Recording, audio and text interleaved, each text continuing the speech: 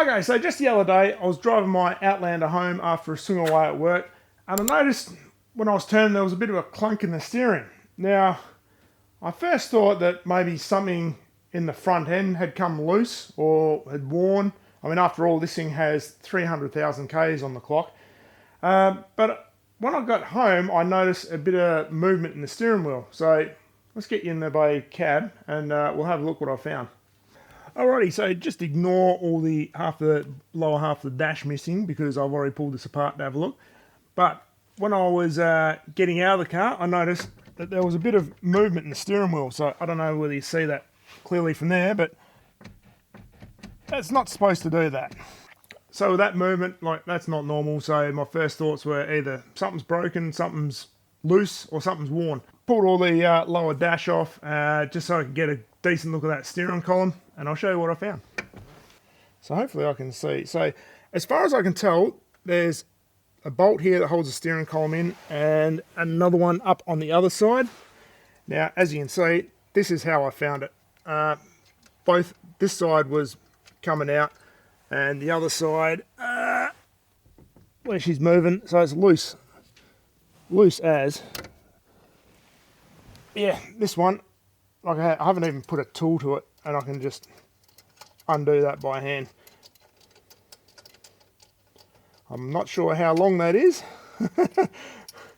Well, hopefully, yeah, I can get it out there. So I'm just going to throw some thread locker on those and put them back in and tighten them up. I have no idea what the torque spec is on them, but we're just going to tighten it up so it's tight, and hopefully we eliminate that movement.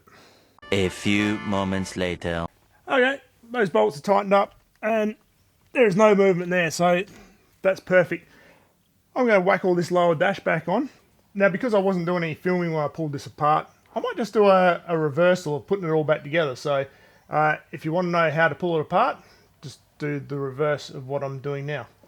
So anyway, first thing, all the shroud, all the panel around the steering column, we'll whack that in. So get a top piece and our lower piece. Now, these just kind of clip themselves together, and there is 2 screws on the bottom both side that just hold it all in place. You may need to just undo the tilt adjust lever just to get it made to fit right. But anyway,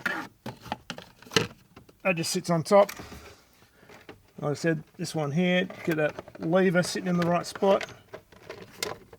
And we'll just clip this together. You hear it just click in place. And then we just got 2 screws to whack in the bottom there. Half the trick is remembering which screw come from where.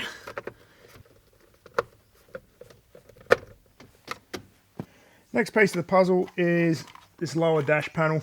There's just 3 clips up the top that hold it in place. And then you've got 2 screws in the bottom, each bottom corner. Easy as. Obviously, you got a bunch of your plugs for your what's up over here. You had 2 screws down the bottom for that bracket for the OBD2 port.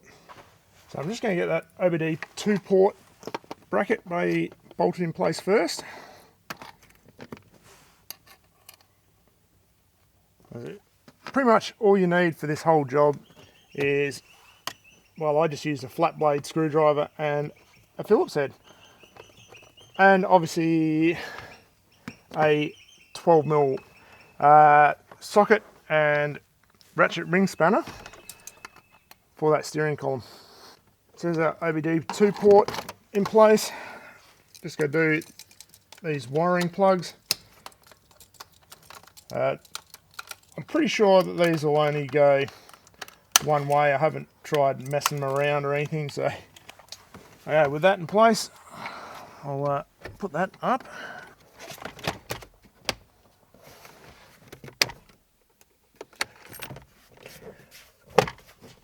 Okay, those clips, nice and simple. And they will just hold the whole panel in place. And then I just got to find my 2 screws for the bottom corner. These are black ones. Everything else so far has been silver. That one's in. Alrighty, with that lower panel in, you can now see where that little piece of that lower dash comes up on here, and there's a clip there that holds it all in, so you do need to take this vent out to get it all out completely. Now, this just is held in with these clips at the top and bottom, so I just got a something to lever in off the side here and just pop it out. Don't go pulling by the louvers because you'll likely break those, but that just slides back in place and pushes in like so. And with all that done, it's just this lower little cover that goes up above the pedals. That's just retained with a couple little push clips, so they're easy enough. There's just 3 along the front and 1 at the very back. Easy. Okay, and that's job done. Like I said before, I didn't film removing all this, so you'll just have to reverse engineer all that reassembly to figure it out, which shouldn't be too hard. So it's pretty simple. It's just a couple of screws and just some retaining clips. They do feel like sometimes like shit's about to break. Generally it doesn't, but not promising it won't. So anyway, thanks for watching, and I'll see you on the next video.